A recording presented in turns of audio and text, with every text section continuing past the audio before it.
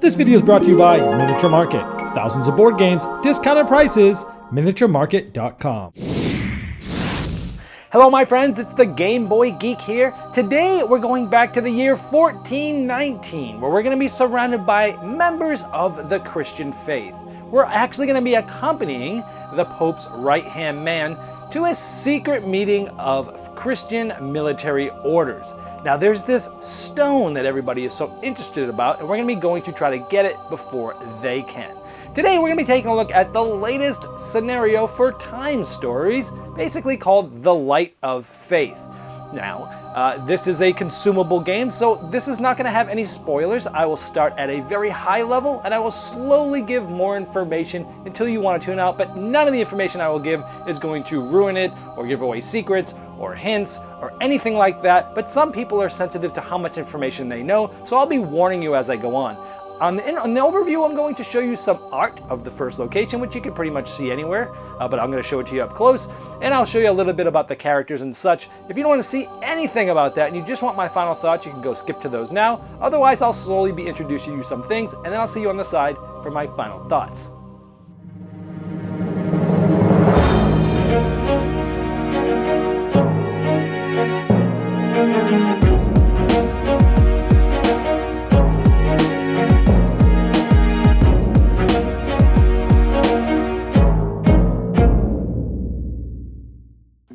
Now here is the art of the first location. Again, you could probably see these images right on the T.I.M.E Stories page, so I'm not giving away anything, but just to show you the art style, you start on the beach in this one, and it's a distinct style. I like it quite a bit. It looks almost like a comic book style, but this is the style of art that you'll see in this version of the T.I.M.E Stories. Now I'm about to show the artwork of some of the characters. If you don't want to see the characters, you can just flip over to the final thoughts. So here's the artwork of some of the characters. You'll notice that these ones have their names, Francisco and such, written in blue, and that means something. On the bottom there's also a logo. That means something too. I'm going to explain that briefly in just a moment, but let me show you the other characters in the game. And here's three more. Now notice these ones have red writing, and at the bottom they have a different logo. I'm just going to briefly go into what that means. If you don't want to learn this, this is something that literally you get to see this before the game even starts, what all this means. So it's not really a spoiler, but it might give you more information than you want to know. If so, just go right to the final thoughts.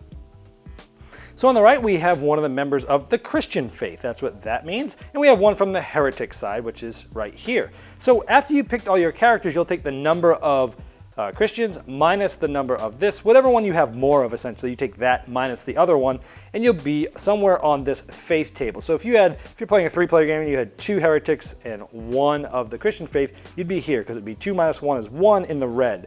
This means anybody that has this will get +1 to all of their tests, and +1, +2, but only on this side, so this player would not get it. But if you have, let's say, all of the Christian faith, it'd be all at the top, and people with Christian faith would get +2, although different things over the course of the game will move those up and down quite a bit. So that's just a little bit of things. Again, this is actually explained before you even start the game, but I just wanted to give you a little flavor of what's going on. Let's head to the final thoughts.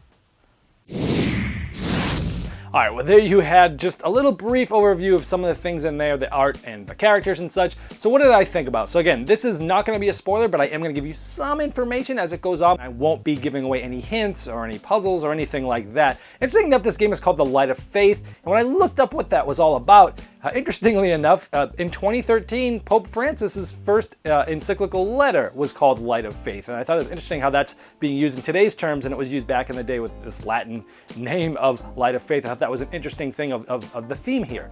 Okay, so let's start at the highest level possible for the people that want the littlest amount of information they want to know. What did I think about it? Where does it slot? So let's start there first. For me, let's go back. T.I.M.E Stories and I have a love-hate relationship. I love the game to death. In fact, it was my game of the year it came out. I've been like gangbusters every time a new scenario comes out. I just play them right away. It's pretty much the day or the night that they come in, and I'm just so excited about this. Of course, it's been plagued with misprints and things that aren't clear and all these things that have sort of surrounded it that we've kind of, or at least I have been able to look past because I love the game so much. Now my favorite to this point is Asylum. That's the original one, and the reason why that was my favorite is because I loved the puzzles of that. There were 3 or 4 good puzzles you had to figure out. There was a huge puzzle at the end, and you couldn't just brute force your way through. You actually had to figure out in order to get to the end of the game, and I loved that about that game, and it just blew my socks off when I first played it. That's why it's my favorite one. My second favorite one is Marcy Case. Much like the reason for Asylum is there were a lot of puzzles. Now granted, there was a lot of combat rolling and such, probably more than most in that game, but there were a few really good puzzles. Now in that one, you could actually either guess your way through or brute force your way through some of those puzzles. And I didn't like that as much, but I still enjoyed the puzzles a lot, so that was my second favorite. But interestingly enough, those were the first and second ones out, and they started to shake out down. After that, my next favorite one was Expedition Endurance. I just liked just the different things that went on in there, how things changed right off the bat. I'm not going to spoil anything in case you haven't played that one, but that was my next favorite, followed by Under the Mask. Had a cool puzzle in it towards the end, and then my least favorite was Prophecy of Dragons, which for me was just a bunch of rolling, and that's not what I want this game to be. So that's where it goes. Asylum, Marcy Case, Expedition Endurance, Under the Mask, Prophecy of Dragons. So where does this one fit for me? For me, it's my third favorite, just under Marcy Case and just above Expedition Endurance.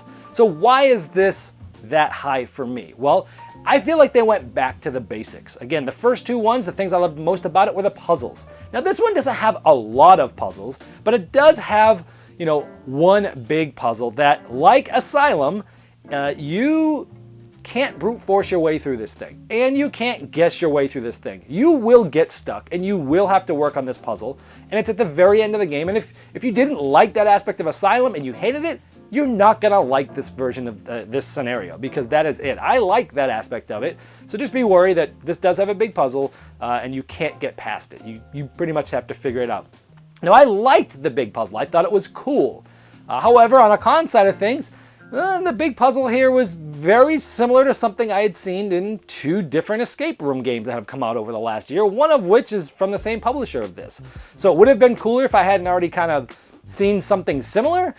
So that's a sort of a negative. I like the puzzle, but it's kind of like I've been there, done that a little bit. But that's the way that this puzzle is. I like that this game had new mechanisms, like all of them sort of do. I won't go into the details of what those are, but it does throw some new mechanisms at you. Now, unlike some other versions of this, the mechanisms were actually pretty well documented. The cards that come with them, there weren't a whole lot of questions on what to do, so I think they've worked a lot on that, so I like to see that. Now, talking about documenting well, they did do some things really well with the new mechanisms, but there is another, it wouldn't be T.I.M.E Stories if it wasn't plagued with a misprint or something wrong that could break the game, and unfortunately this game has one of those. Now, it won't happen to everybody. It can happen. Theoretically, it's a 50% chance it might happen to you, but realistically, how I know how people tend to play this game, I think 1 or 2 out of 10 will run into this problem.